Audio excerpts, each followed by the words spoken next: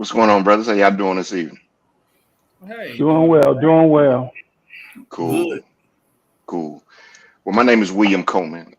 Welcome, the guest for tonight's show. So we're gonna see if we can kick it off and get into some of this buffoonery and have a little bit of brotherhood and good time, man. So I want to swing it around the room, see how the brothers is doing this evening. LV, what's popping with you? Hey, I'm doing all right, William. Can't complain. Ain't nobody gonna listen if I did. I'm just ready to get into, the today's perspective. I think that's the first time I ever heard you call me William. You sipping on anything tonight? Uh, You sipping on anything tonight? no, brother.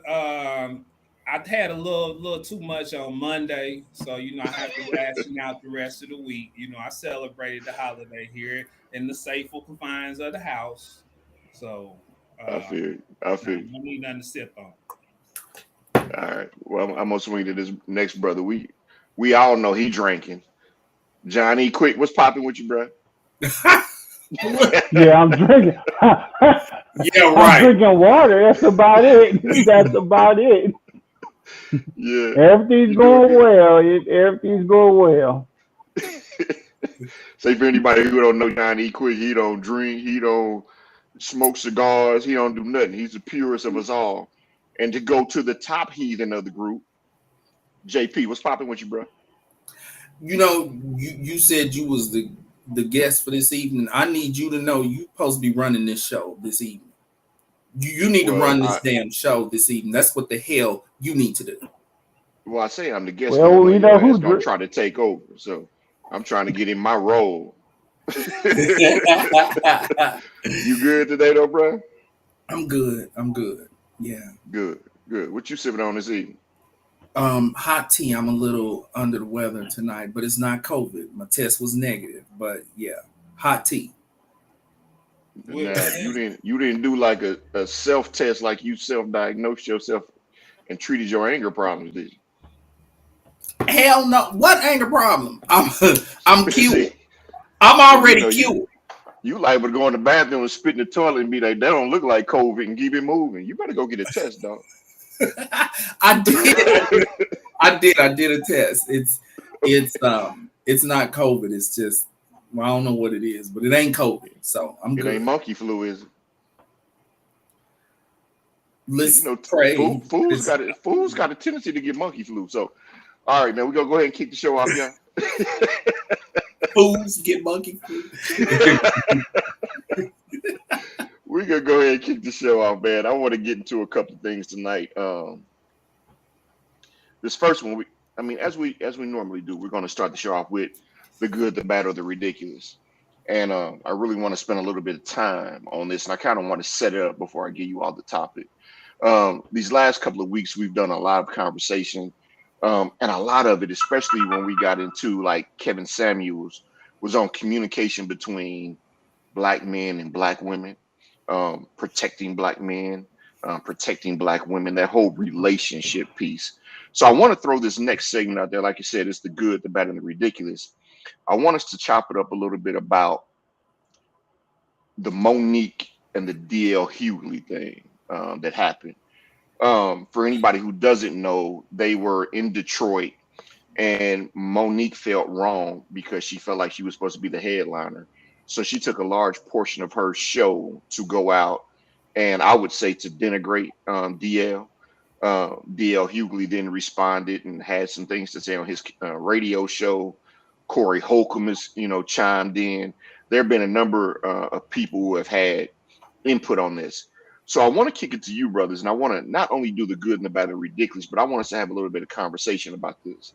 I'm gonna start off with Kevin Samuel's biggest fan. Uh, JP, what did you think about this?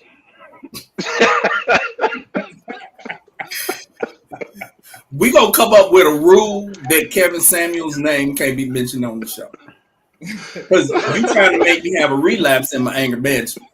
But you ain't got no anger management problem, so Oh no, I don't. right, right. So you can't Okay, relapse for a problem you don't have. this is true. I thought this was I thought this was ridiculous on both parts, and I'm gonna explain why. Um, Really, when it comes to the egos, because they both, and I like Monique, I like DL Hughley. DL is by far my favorite. But when it comes to egos and the promoter deciding who was going to be the headliner, both of them were posting receipts that showed that they were supposed to be on stage last. They were supposed to be the headliner. And so what it looks like is that maybe the promoter was like, okay, both of them have large egos. We gonna tell both of them that they the damn headliner. Well, it blew up in their face because Monique exploded. And she went off. She called him different types of bitches. She dropped the N-word. She MF this. I don't open for no GD body. Like she lost. It was like a bipolar manic moment that she was having. I'm disappointed that she was so vicious. You know, Monique's mouth can be a lethal weapon. And so it was disappointing that she was so vicious in how she went after him. I was also disappointed in DL that he allowed himself to get sucked into it. And so he kind of, vacillated back and forth between taking the high road and then saying, why you call your daddy? Because like, if he your manager, you pay him. That ain't a daddy, that's a son. Or you saying something about my You do know that's her husband, right? The husband, she talked. That's the one she calls daddy. That's the one she's calling daddy. It's her husband. Okay, and DL called him a son, questioned his sexuality, and so it was like told her. He said that Precious was an autobiography. So I thought it was just an ugly display on both parts. I wish that DL would have did a better job of taking the high road. Ultimately, he was on stage last, so maybe he really was the headliner, but egos played a role in insanity ensuing. So it was ridiculous. Go ahead, man. Speak on it, LV. I ain't gonna lie, it was funny.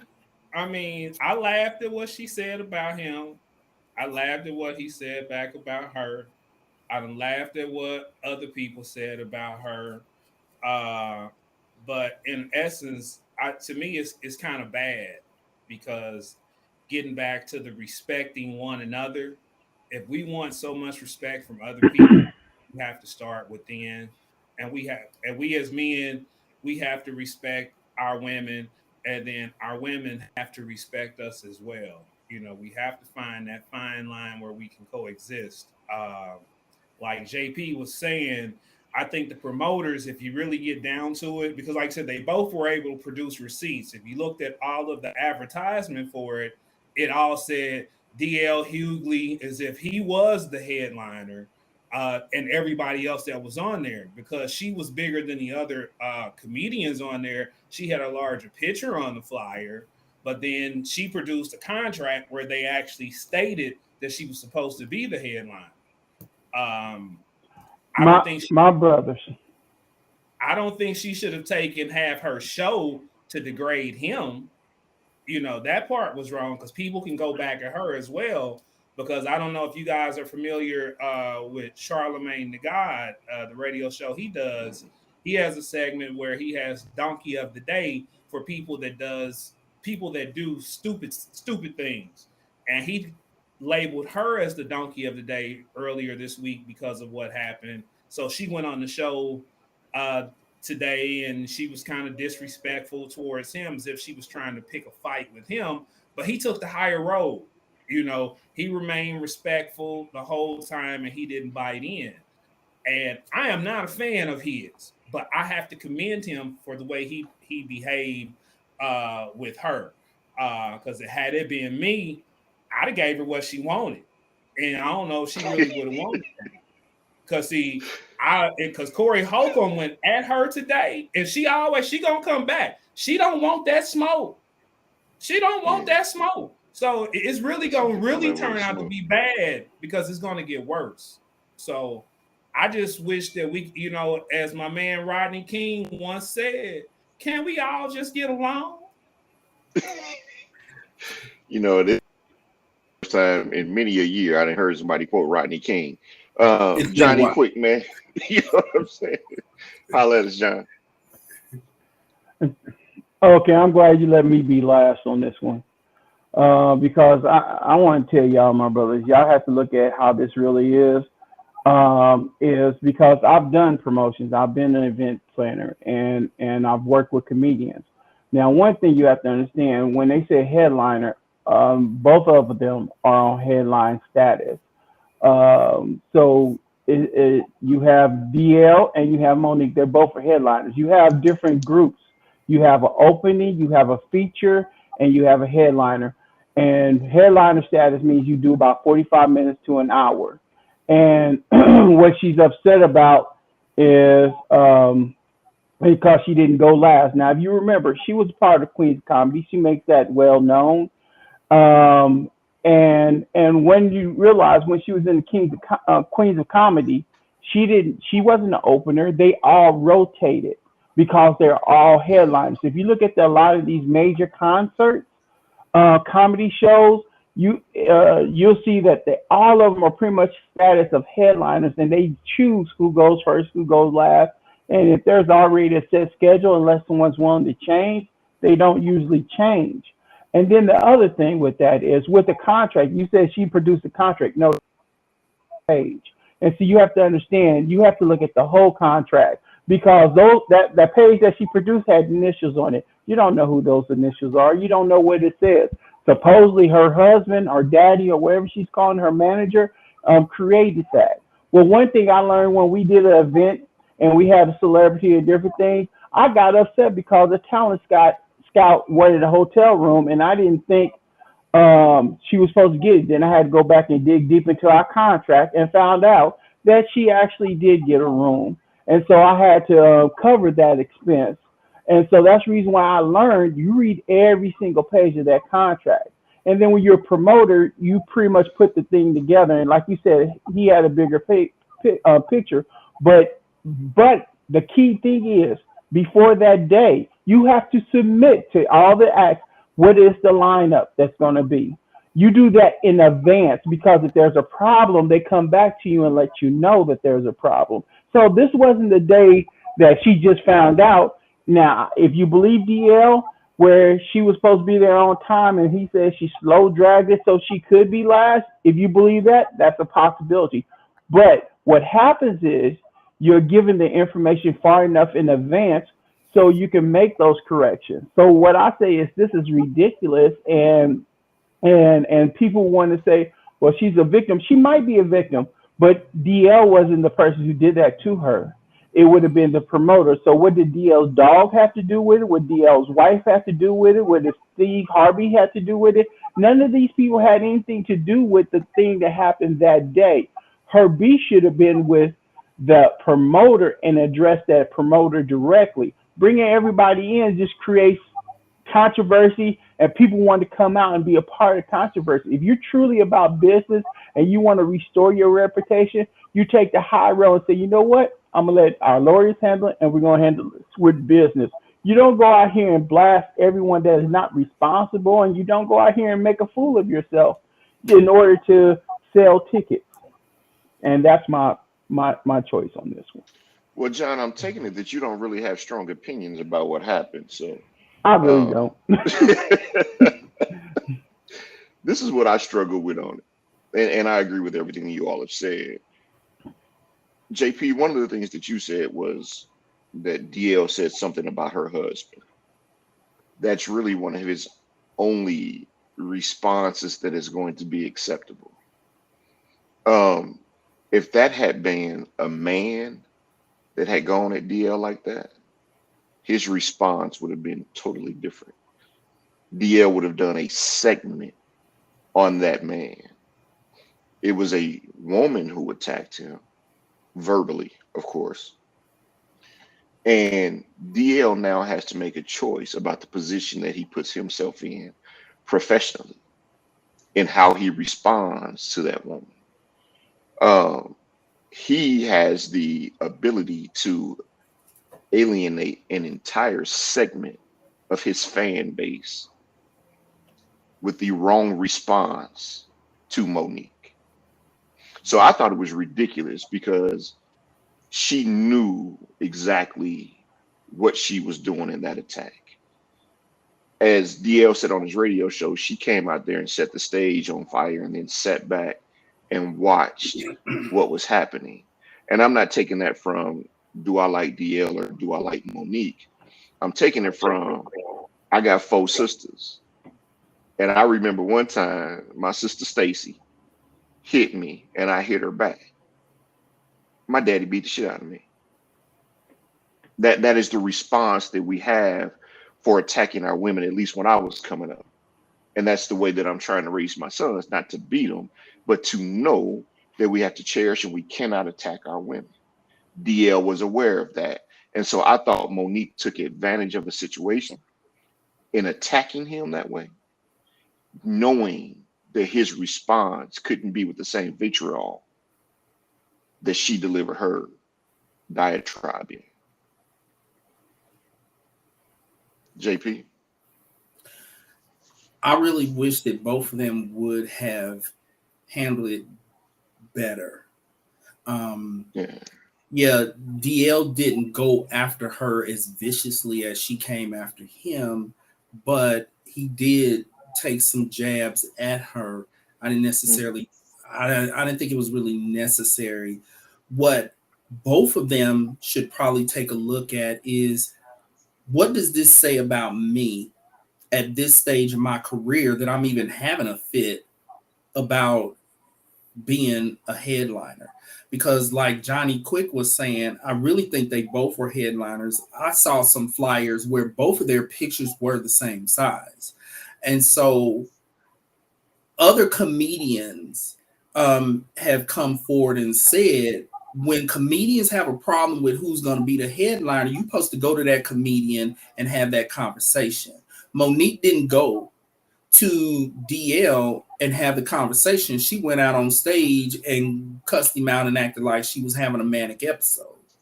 So hopefully they will think about, how have I gotten to the point where being the headliner is such a big deal that I'm stepping outside my character and acting a damn fool?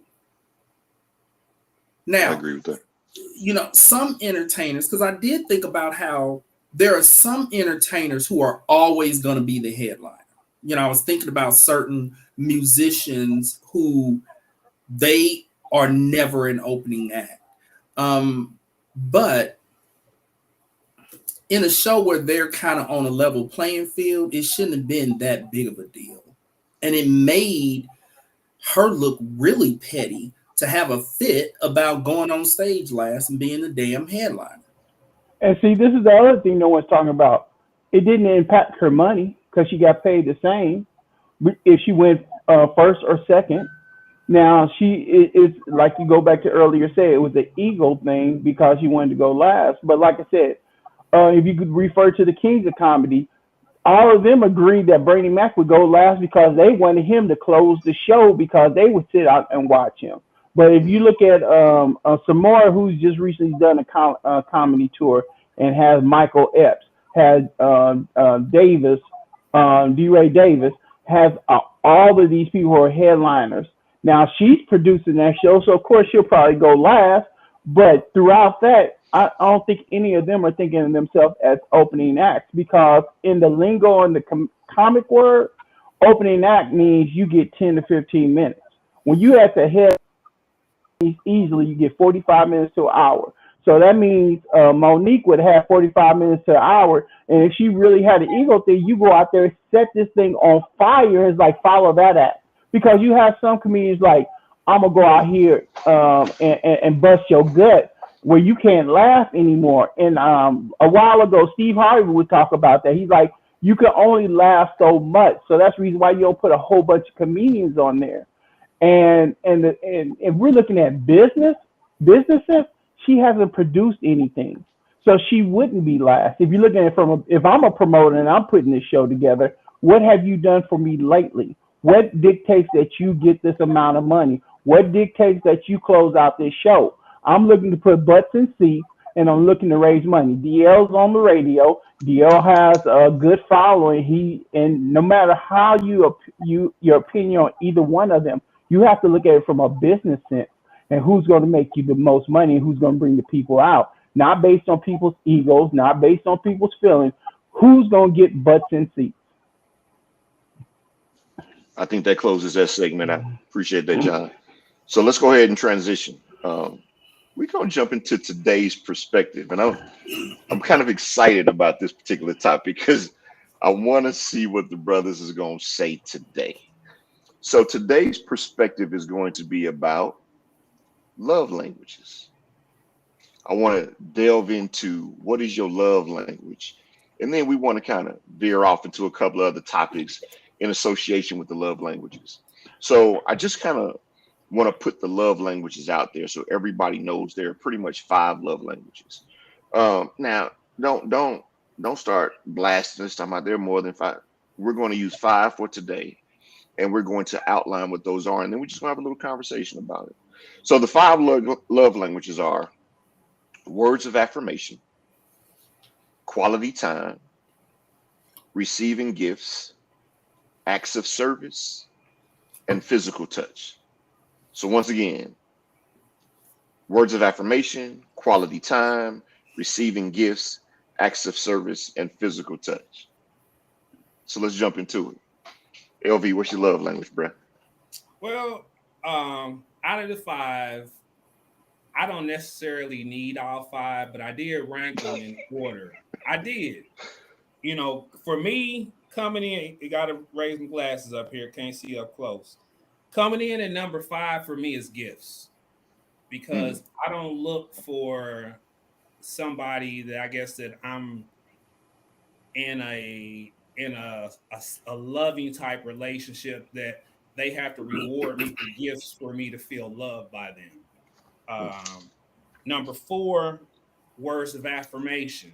I mean, don't talk me to death. Don't talk about it, be about it. So, them 2 really I could kick out.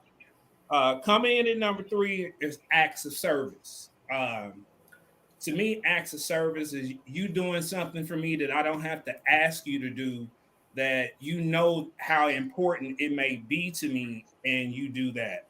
I'm not asking you to go out of your way to do anything, but you do this just out of the kindness of your heart. Number 2, quality time.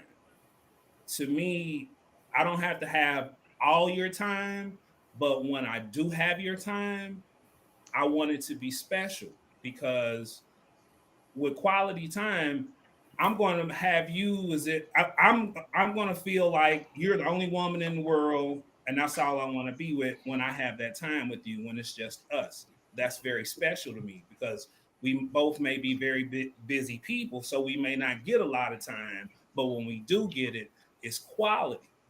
And then number 1 love language for me, it's physical touch, bro. I mean, I love touching a woman. I love having a woman touch me. I love how they feel. I see you touching yourself right now. He is rubbing himself down right now. Shit, I'm like, it's just a hug. I'm about to clutch my pearls. This camera all fogged up. What the hell's going on? Right. He's flashing back. So I'm just saying, so in that quality time, that physical touch, to me, that's an act of service. The quality time and the physical touch and the enjoyment, the laughter that we share, the intellectual conversations that we have when we're talking about what's going on in the world today, like the things that we talk about here, having time to do that. We may not have to be physically with one another to do that. That's something that you can do on the phone, or with today's technology, even do it with a video. So how did you decide? Because everything I'm hearing you talk about relates back to quality time, right? Leading to the physical touch. So how did you decide that physical touch was number one versus quality time? Because it almost seems like that order is reversed in the way that you talk about I would say the enjoyment, the pleasure, the adulation that I receive from it. You physical know what? touch. You know what? We gonna come back to you. He's so swept up in the physical touch that he's like, "That's mine. That's mine." I own that. I owns that love language right there. Uh, Johnny Yeah, you Quick, have a man. PhD in it now. So I'm gonna come back to you. I want to get John's love language, but I want to come back to you because it sounds like you're bilingual. So I want to delve into that a little bit. But Johnny Quick, man, holla at me. What's your love language, bro? Well, I didn't know we was ranking them, so I just had to rank mine right now. But I'm gonna do it in order. I'm gonna reverse order with my number one. My number one is active service. Now, the reason why active service is, as you brothers know, I get out there and do a lot for people. I make sure everybody's taken care of and well thought out. I do things without being asked. And because I do so much of that, it warms my spirit, my heart, if someone realizes what I'm doing and then they just out of kindness of their heart just do something just because, not because they're looking for anything, but just because they're just doing it just because. The next thing is the number two is quality of time, because again, I'm very busy. I'm doing a lot. And that's one of the reasons why I may not be in a relationship, because I know I have a lot going on. But the thing for me is the quality time I have to make just so I'm there and available and present with someone.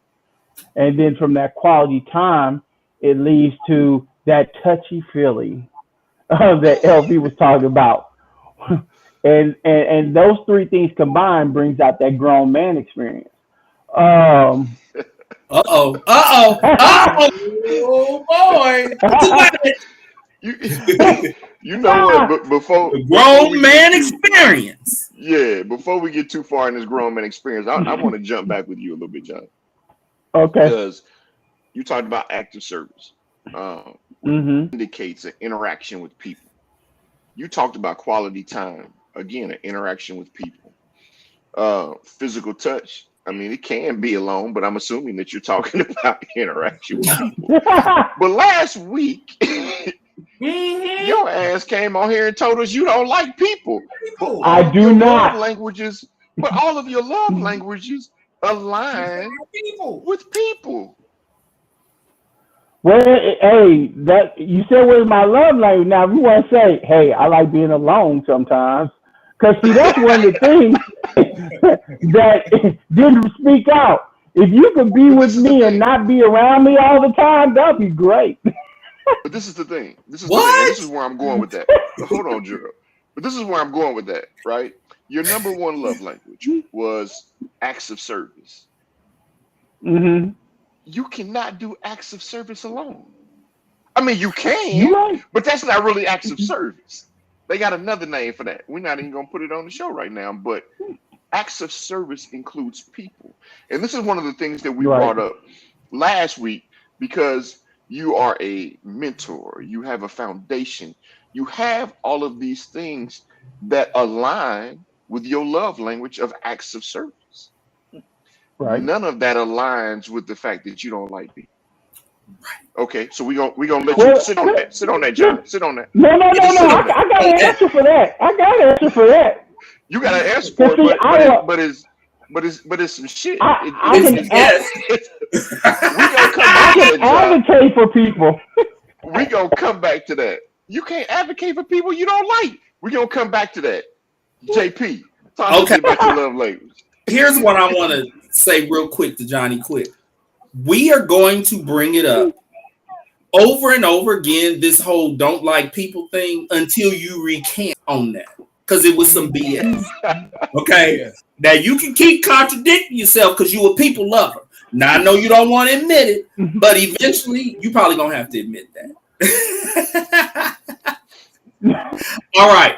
I didn't rank them. Like, I'm not bothering to do that. Quality time was by far the one that weighed the heaviest with me.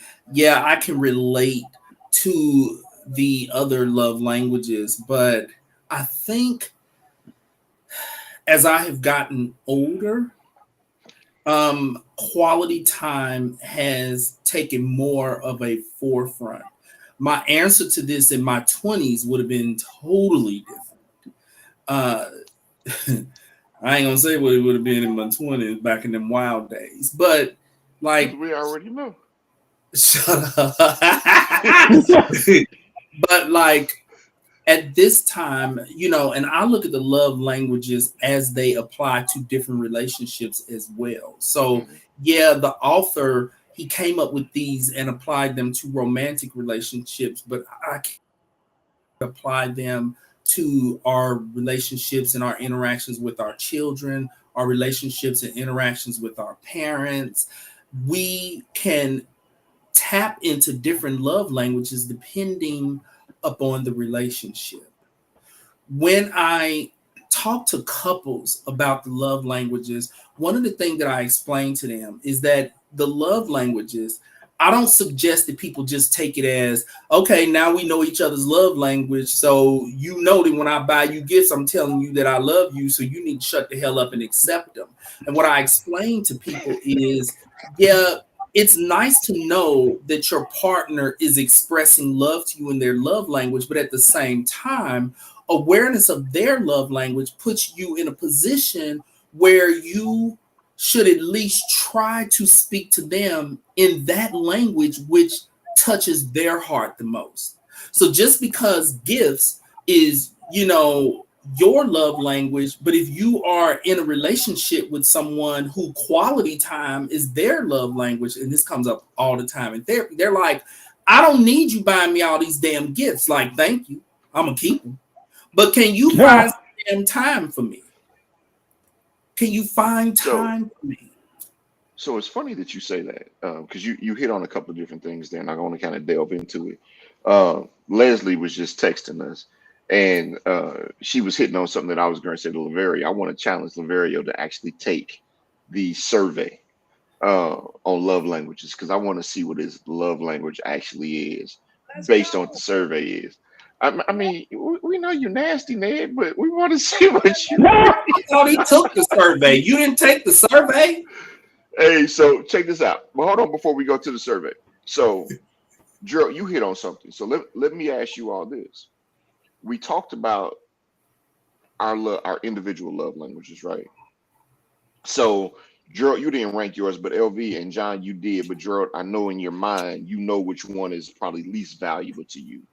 So, if you look at your list and yours, Laverio, you have physical touch at the top and gifts at the bottom. Could you date a woman whose primary love language was gifts? I have. You have. How did that work? I was with her for quite some time. So, how did you learn to speak her language? Just, I'm very observant, and you can tell the change in people when certain things happen. And I won't, and I don't want to act like I'm painting a bad picture of her because Hmm. she wasn't materialistic, but she appreciated those things. It was like that's when I could say whatever, how smooth it may be, and that would be like, yeah, whatever, you know. But more, I guess, showing, doing in a gift form, and it didn't have to be an expensive gift. It could just be if I went to the store and I got me a pop and some chips, and I just came back and I knew what kind of drink she liked, or if it was a certain candy, and just came and just gave it to her just because. Or I'm the type of guy I like to give women flowers, just popping flowers up just because, you know, and you see the reactions that you get and how much they appreciate, and also seem to reciprocate See, forms of that that affection. that's what I wanted to ask you on as you started going there. So do you find that learning to, because I believe that there's an action that goes along with every language. So if I am speaking your love language, what is your action, your response towards me? So if you're dating someone whose love language is a love language of gifts, do you find that learning to speak that love language, the responding action leads to them speaking your love language? Well, they would have to know it. I mean, and that's a conversation. I mean, and being a mature guy that dates, that's something that comes up. Now, when I was in my 20s, nah. And really, I kind of learned it kind of in my 30s. And then when the whole little topic came out, I actually like that, delved into it a little bit, did a little reading. I've done the quiz, and that's how I know what my love languages are. Mm. And like I said, the person that, like I said, we were together damn near 10 years. So let me ask you another question, and John, I'm gonna come back to you because I think gifts is somewhere ranking in the bottom for you as well. So I want to pose that same question to you. But LV, just to kind of jump on that, the last piece of it. Um, so if you find yourself not giving gifts, did you find that there was a reaction to that? Not till shit got bad. Mm, okay. Not till shit got bad. Because there was really love there in the beginning. We were both in love with one another, but for reasons that can't be Yeah, they discussed go at this beyond. time, Yeah. due to pending legal things and things of that nature. Okay, Johnny Depp. Yeah, this sound like DL and Monique. Uh, Johnny Quick, Johnny Quick, man. uh, Same question for you. Could you date somebody whose love language was opposite yours, and do you find yourself trying to speak their language in order to align? So, would you speak somebody's language of gifts so they'll come work at your foundation to complete acts of uh, service? well, let me just put it this way. Um, when I tell you about the grown man experience, it means I'm paying attention to you. I know who you are and what makes you tick. Because see, if I win your heart, I got your body. And so that gift, I'm not trying to buy your love. Now I pick up on the small things. I know through course of conversation, I know what your favorite color is. I know what the season you like. I know what music you like. I know if you like being touched in certain spots. I pick up on who you are. If Mhm. it's intellect, I pick up on your intellect so we can have intellectual conversation. If it's going to a rose garden, because that touches your spirit, I pick up on your thing. And for me, for someone to reciprocate, words of affirmation doesn't do it for me because I don't take compliments very well. That's no matter who gives me a compliment. I don't take compliments very well because I'm always critiquing myself. And if I don't think I've done a great job, and you say I did a fantastic job, it makes me doubt your opinion. so, Mm. yeah, I'm Time serious for a about damn that. session. And so for me, um, a young lady can tell when things have changed with her because my actions all of a sudden change, and it's like I know how to turn my charm on, but I can do the same thing, but it's less. It goes from a top 10 tier to maybe a top 5 tier. I'm still doing those things that speak to your love language, but it's not with the intent that you've grown to love. Well, if somebody is no longer speaking your love language, they're no longer engaging you. Even if you take it from a 10 to a 5, why still engage them in a love language versus releasing them to the world because they're not gonna I make it if they went to a 5? I do. And to borrow a phrase from one of my friends, I release you on to your next love in nature. You Oh, he stupid. sound like James St. Patrick.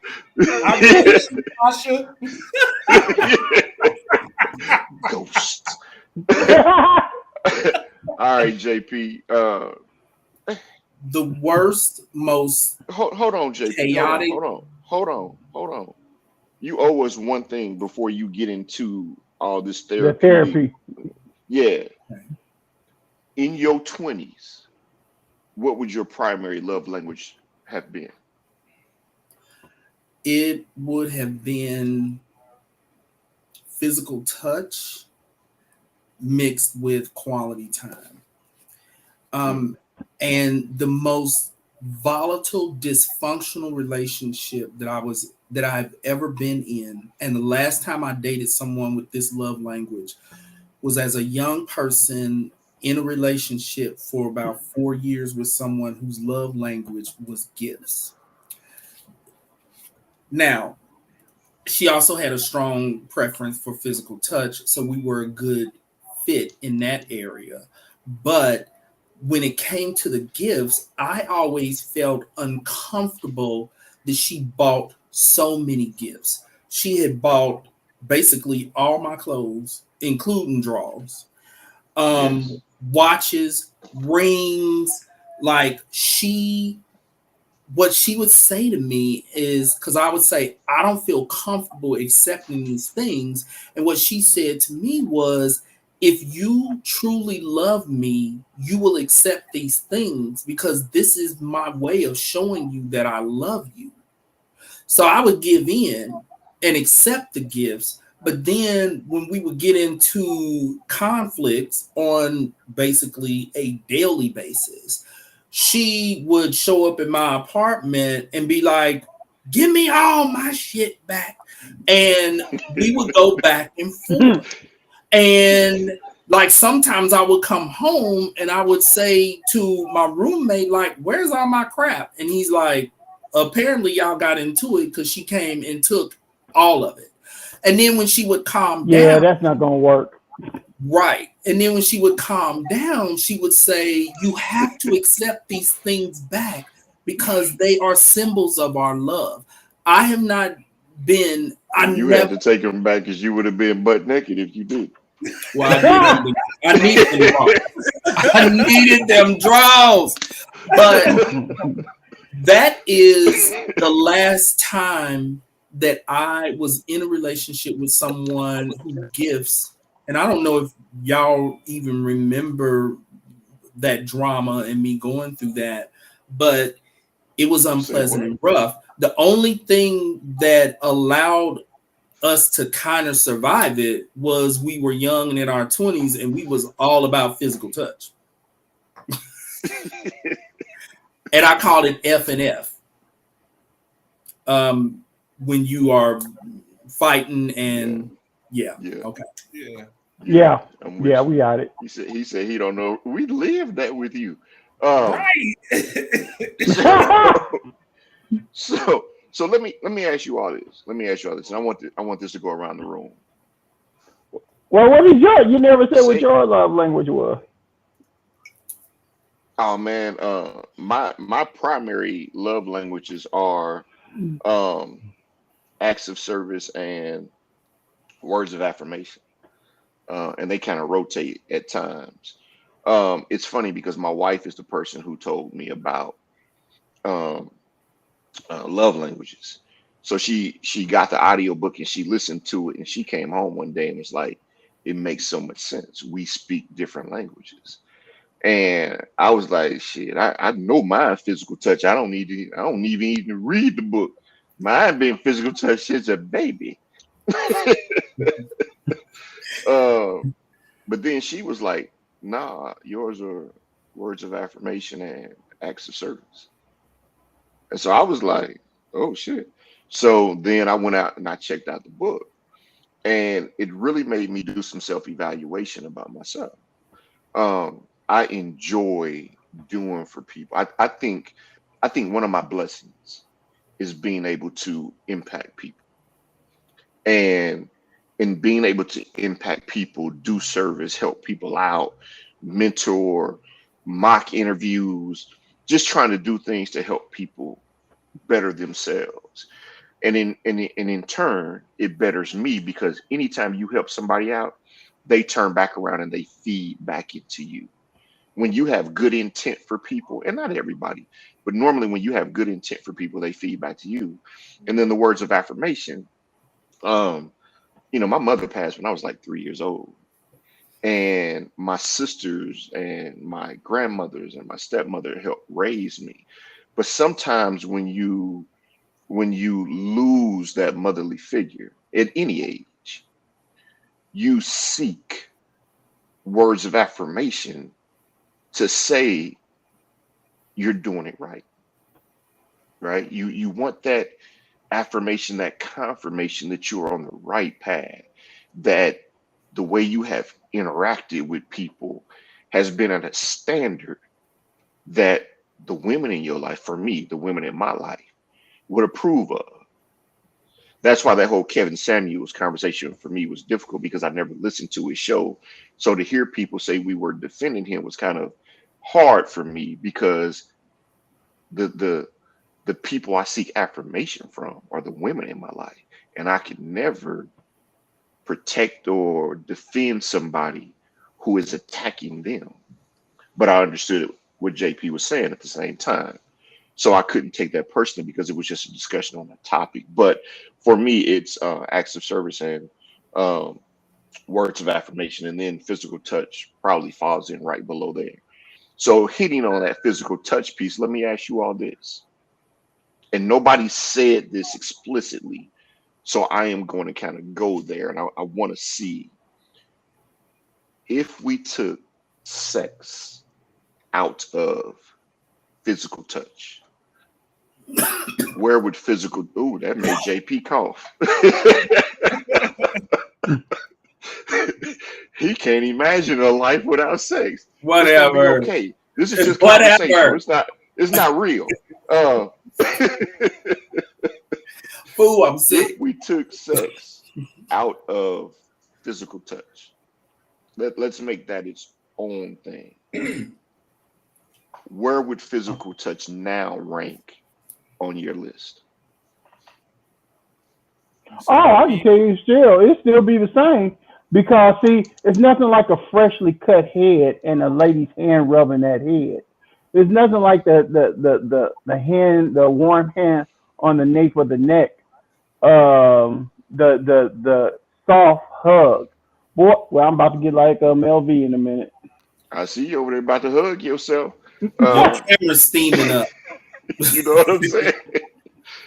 Next thing we know, you can be rubbing your nipples. Laverio. It's still number one because I like love language for me is touching. I mean, it's not the sexual act. I'm cool with just cuddling up, watching TV. Maybe she's sitting in the corner, she has her feet in my lap, and I'll give her a foot massage as long as she ain't got no bad feet. Um, or maybe I just want to lay my head in her lap and watch TV, take a nap, or vice versa, and hugging. When I haven't seen you, you can feel somebody's heartbeat Okay. through their hug. I just figured out you got a 2 minute limit on physical touch because you start touching your damn self again. He's touching himself. You know what I'm saying? Somebody made a song about that. I touch myself. I ain't afraid. Hey, Gerald, you didn't rank it, but I'm interested in hearing how the physical touch aspect. Where would it rank with you if sex wasn't involved? Well, I think that it's important that we engage in other forms of physical touch. There is nothing, it's very sensual to strip down and lay in the bed naked with your spouse, um, just to feel the warmth of each other's bodies. And so it doesn't have to be sex. There can be intimacy without it being sexual intimacy. Or even when this kind of gets on my wife's nerves, but you know how sometimes your wife walk by and you slap her on the butt a couple times, grab her cheek and lift it up or something like that. You see what I'm saying? I don't think most of us know about that. Explain that again, please. When you reach out to touch your partner as a way of saying, I am still attracted to you. I still appreciate you on that physical level.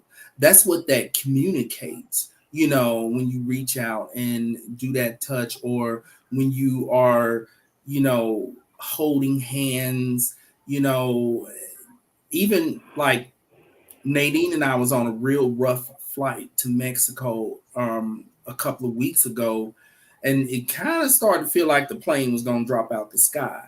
And there was just a lot of comfort. She reached out and was squeezing my hand, and both of us were kind of like, oh my God, like we got kids. We can't die on this plane. And one of our kids is only 3.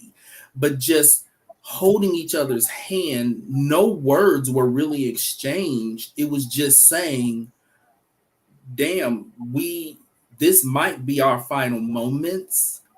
And so finding comfort in holding each other's hands, even though she almost broke 3 fingers, all of that, when we think about intimacy, we have to remember that it's not just about sexual intimacy. It's also about emotional intimacy, which leads up to the sexual intimacy.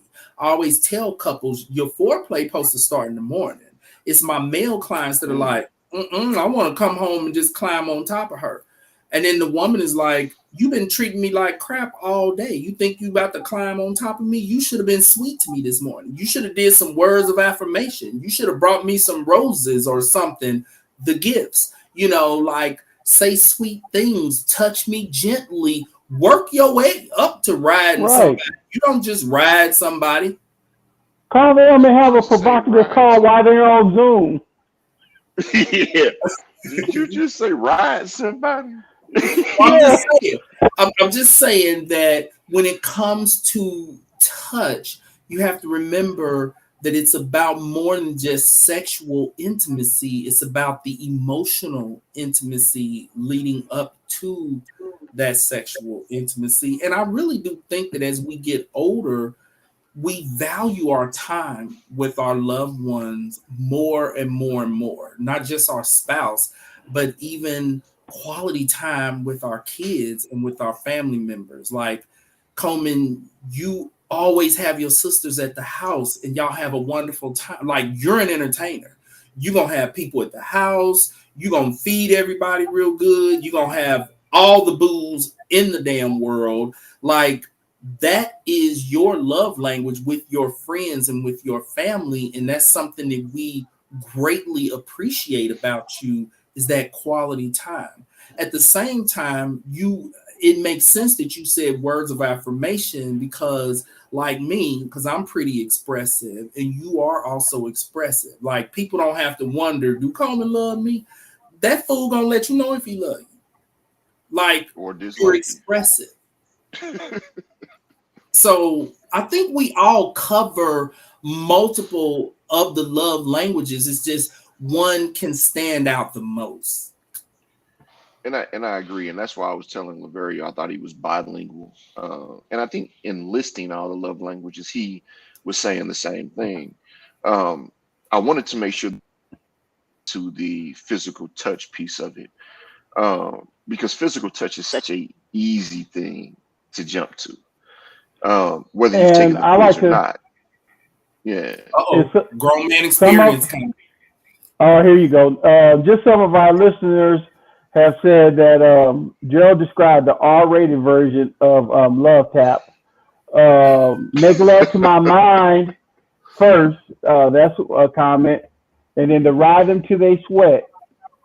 And then another person said, I don't want your gifts. I want your quality time.